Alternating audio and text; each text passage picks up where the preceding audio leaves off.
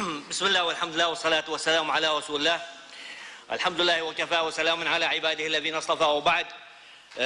عذرا تأسيا بالنبي صلى الله عليه وسلم، فإني سأغير رباط خنجري مثل ما غير النبي صلى الله عليه وسلم وداعه إلى أن تتغير وزارة الصحة من مفهومها ونظرها إلى ولاية عبري. معالي الدكتور، جميع دول العالم تقاس تطور القطاع الصحي من خلال الأرقام والحقائق، لا من خلال البيانات الإنشائية. نرجع لبيانات معاليك صفحة 5. في السلطنة خلال 20 عاما من سنة 70 حتى سنة 90، سنة 70 لما كان زمن الميسم بعده كانت الخدمات أفضل، ووصل إلى 73، وهذا حسب بيان معاليكم. من عام 90 ارتفع حتى 74 توقع الحياة، ولكن للأسف عام 2010 و2011 اللي ما جبتوا حلنا في انتكاسة صحية يا معاليك، ونرجو والإثبات ذلك جيبوا معك. نرجع إلى عام أقل من 90، وهذه انتكاسة يا معالي الدكتور. كذلك الأطفال، عدد الوفيات الرضع يا معاليك.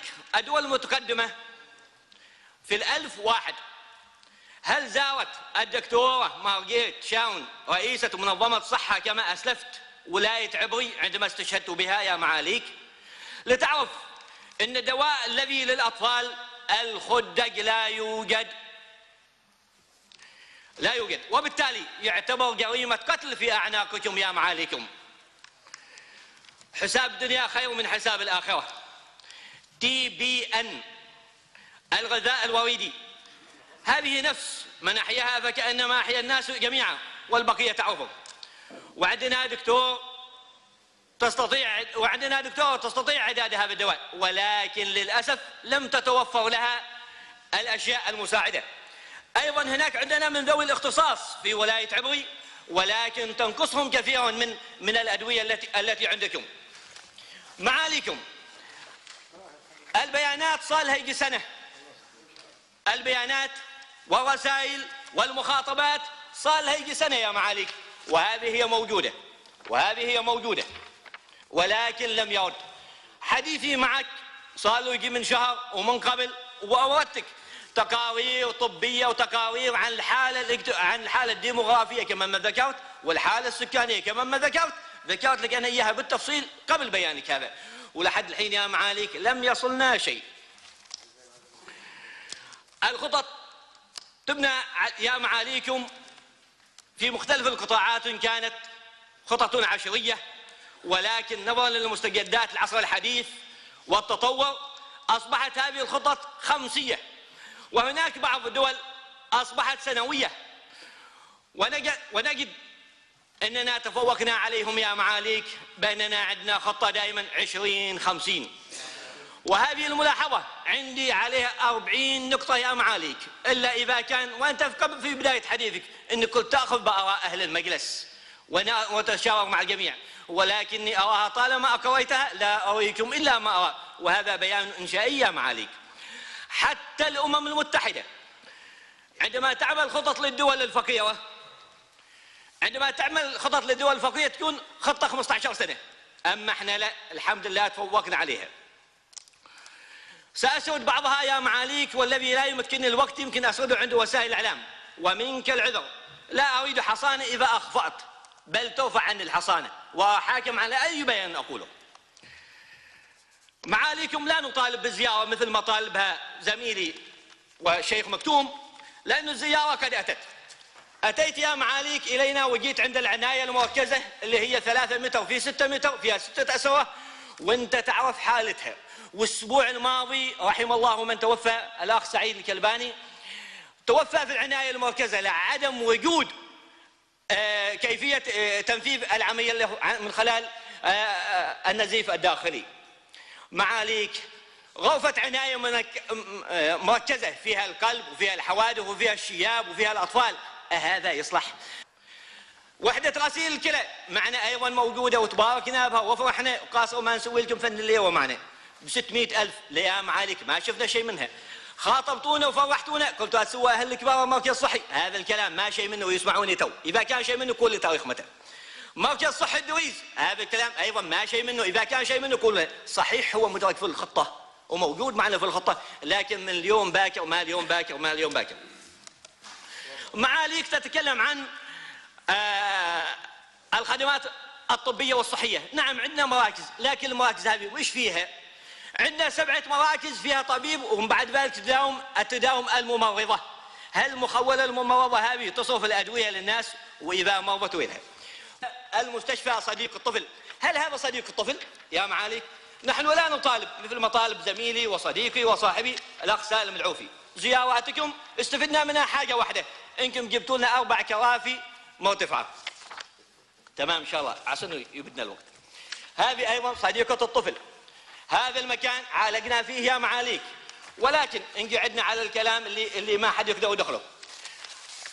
هذا في زمن اي زمن هذا طبيب بلا كمبيوتر، والكمبيوتر اللي معطاه اياه من الشورى حالكم اعطيهم اياه. نريد نعالج في هذه الاماكن، هل بالامكان؟ نريد ان نعالج في هذه الاماكن، هل بالامكان يا معالي؟ نريد نعالج في هذه الاماكن، هذه فنادق تراها، هذه يا معالي جزء من المستشفيات اللي موجوده معنا، هذه هي. بينما نحن نعالج في هذا، هل يستويان مثلا؟ معالي هذا الزل الاحمر اللي موجود واحنا نعالج فين؟ هذا معاليك لحد الحين ما افتتح.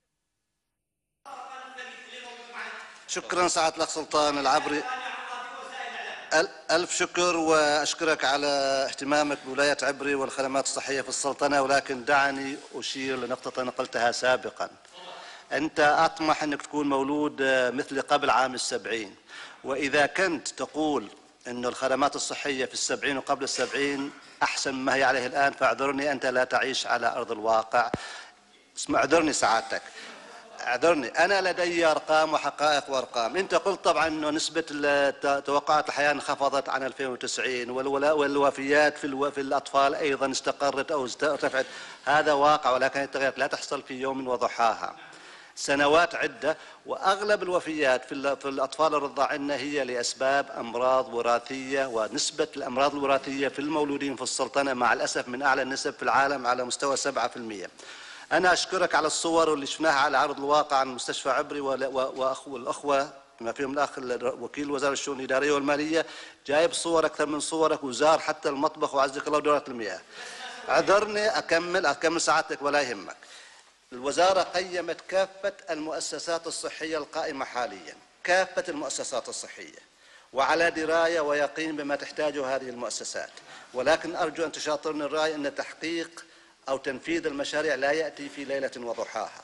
الوزارة رصدت الوضع الحالي، قامت بوضع أولويات، قامت مثل ما تفضلت أنت بتصوير الأجهزة القديمة والمتهالكة، وذكرت في مداخلة سابقة أنه 182 جهاز تم شراء أغلبهم، والباقي في الطريق لاستبدال الأجهزة المتهالكة والأجهزة القديمة. المباني تأخذ طبعا فترة أطول سعادتك مثل ما أنت تعرف. فيما يتعلق بأنه يموت طفل واحد على كل 1000 في الإحصائيات في الدول المتقدمة، جزاك الله خير على هذه المعلومة، ويا ريت لو تجيبها إلي، لأنه المعدل العالمي حوالي 5. السلطنة طبعا ما زال يعني انخفاض خلال العهد النهضة المباركة 95. أعيد لك الأرقام في 1970 لما تقول لي في مقارنة. في 1970 سعادة الأخ سلطان كانت نسبة الوفيات في الأطفال الرضع 118 وفاة لكل 1000، يعني أكثر بكثير من الحالة اللي هو 10 تقريبا. نسبة الوفيات بالنسبة للأطفال 5 سنوات فأقل كانت 181 وفاة في كل 1000 ولادة. اليوم 10 و12 ولله الحمد، وهذا لم يأتي من فراغ، ولكن ستستمر الوفيات مع الأسف لأسباب خارجة عن العلم. أنت إنسان مؤمن وصالح وتدرك أنه العلم ما زال عاجز عن أشياء كثيرة، والناس دورة الحياة تستمر. الوفيات أخي العزيز ستستمر، وهذا ربما رحمة من الله سبحانه، ولكن دور وزارة الصحة أن تقدم خدمات صحية حسب الإمكانيات التي ستقلل من الأضرار، وطبعا خدمات صحية، ولكن الوعي الصحي والتثقيف الصحي مسؤوليتك مثل ما هي مسؤوليتي والجميع إن شاء الله. تحسين المؤسسات القائمة حاليا هو ضمن خططنا. هناك لجنة شكلت مشتركة بيننا وبين وزارة المالية، والآن أيضا من وزارة المالية للمجلس الأعلى للتخطيط. يترأسها أحد أصحاب السعادة الوكلاء، وكانت عدة اجتماعات وموعودون خيرا أننا سنحصل على المبالغ التي سيتم بها توسعة وتحسين هذه المؤسسات. أنا أتفق معك، مستشفى إبري متى بني في التسعينات، في غرفة الطوارئ عندك 4 أسرة، تحتاج 12 على الأقل. العناية المركزة ووحدة عناية القلب هي مشتركة، أتفق معك، لابد من إيجاد حل، والوزارة رصدت التحديات والمشاكل الموجودة. دور هذا الحين بالتنسيق مع المؤسسات الحكومية إيجاد الموارد لتحسين ما يمكن تحسينه.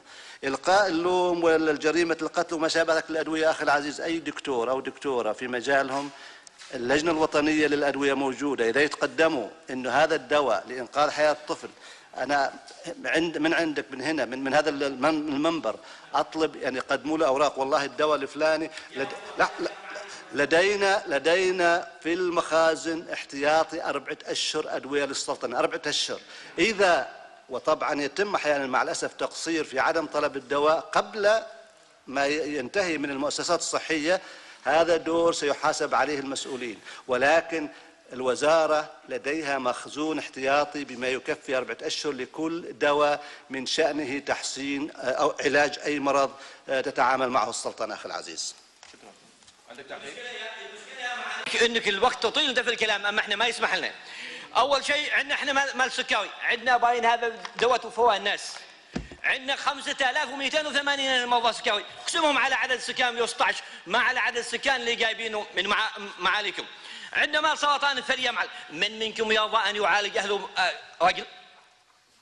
مال سرطان الثدي هذه موجوده اللي معنا احنا، شيء كله شيء اخر شيء يعق علينا احنا. الحاجة الثانية يا معاليك إبر الخياطة وخض النطف، هذه أشياء ما قادرين توفوها لهذه الولاية، لازم احنا نسير مسقط. المستشفيات الثلاثية وما شابه ذلك دائما موجودة في مسقط، إذا كنتم تهتمون بالبشر فهذا شأنكم، ولكن نطلب من مولانا حفظه الله مثل ما أنصف شمسليان أن ينصف ولاية عبري في النواحي الطبية. والسلام عليكم. أنا بس بغيت أكد عليك أنه معالي لم يطيل 7 دقائق للجميع، حتى معاليه إلا مرة واحدة فقط، فأرجو عدم. طيب الآن ما ود خليه يرد. رد عليه في شيء؟ ما قلت شيء أنت على أساس يرد عليه. كيف طيب. ما قلت شيء؟